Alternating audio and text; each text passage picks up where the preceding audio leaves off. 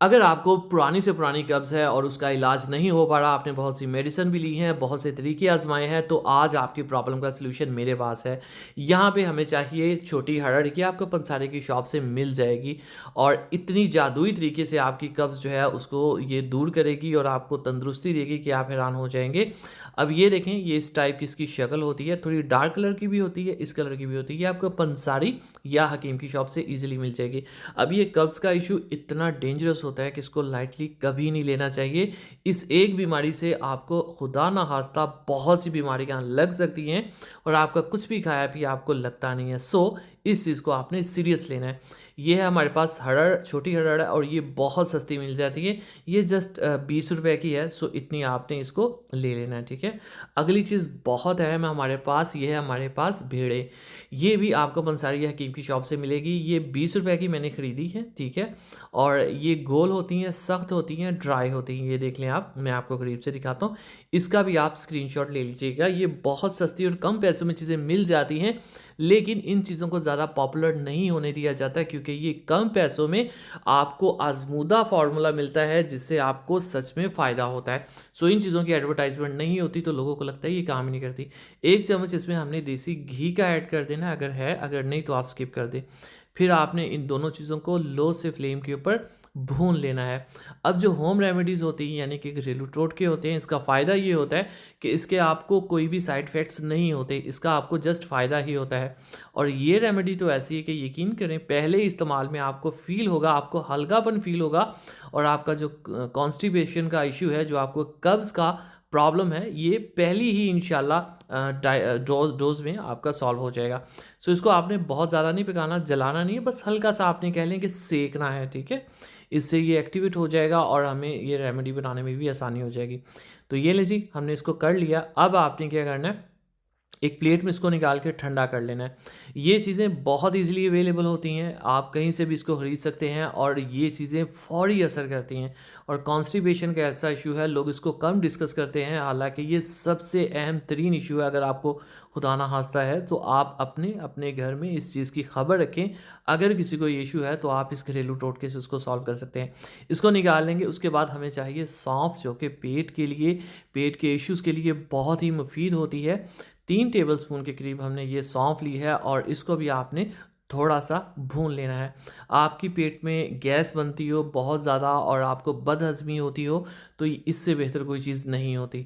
अब बहुत सी रेसिपीज़ हैं जो इससे हम बनाते हैं, जैसे कहवा वगैरह, वो ठीक है, लेकिन ये जो रेमेडी मैं आपको पाउडर वाली दे रहा हूँ, इंशाल्लाह 1 ही चम्मच से आपको इंस्टेंटली फ़ायदा पहुँचेगा।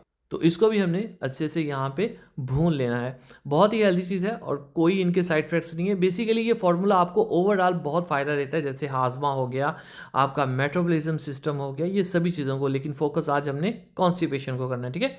इसको भी निकाल लेंगे और कर लेंगे ठंडा, इससे ये खस्ता भी हो जाएगी और हमें इसको पीसने में भी आसानी होगी।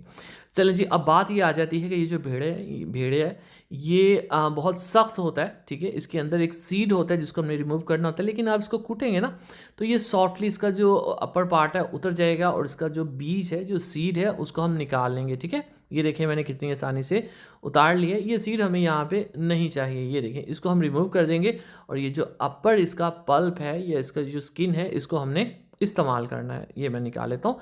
अब छोटी हरड़ है, उसका भी हम यही करेंगे। अच्छा, इस हरड़ का ना मुरब्बा भी मार्केट में मिलता है, इंशाल्लाह उसकी भी रेसिपी मैं आपको जल्द दूँगा, बहुत फ़ायदेमंद होता है। तो इसको भी हमने कूट लेना है, जिससे इसका जो छिलका है, इसकी जो अपर लेयर है जो हमें चाहिए, वो रिमूव हो जाएगी, ठीक है? इसका सीड जो होता है काफ़ी बड़ा होता है, ये हमें यहाँ पे नहीं चाहिए, इसको मैं निकाल दूँगा, ठीक है? 2 पीस मैंने आपको करके दिखा दिए हैं कि ये कितने आसान है। इसी तरह से आपने सभी के सीड जो हैं वो रिमूव कर लेने हैं। ये देखें, हमने इनको रिमूव कर लिया है। अब इसको अगर आप कूटना शुरू करेंगे तो आपसे ये कूटा नहीं जाएगा, ठीक है? तो हम क्या करेंगे, हम इसको मशीन के अंदर पीस लेंगे। इतनी जादुई और आज़मूदा चीज़ है जो हज़ारों सालों से इस्तेमाल होती है, लेकिन इस चीज़ को डिस्कशन में, वीडियोज़ में नहीं लाया जाता, बताया नहीं जाता क्योंकि इससे कंपनीज़ को फ़ायदा नहीं होता, ठीक है?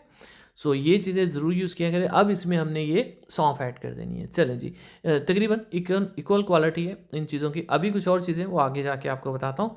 इनको आपने अच्छे से पीस लेना है, उसके बाद आपको चाहिए एक एयर टाइट जार इस तरह का, ठीक है? या कोई भी बाउल वगैरह आप ले लें। उसमें आपने ऐड करना है इसबगोल का छिलका, ठीक है? जो छिलका होता है हम नॉर्मली घरों पे इस्तेमाल करते हैं, ये आपने डालना है 2 से 3 टेबलस्पून और सारा जो हमने सफ़ूफ बनाया था वो आपने इसमें ऐड कर देना है, मिक्स कर देना है और इसको आपने एयर टाइट जार में रख लेना है।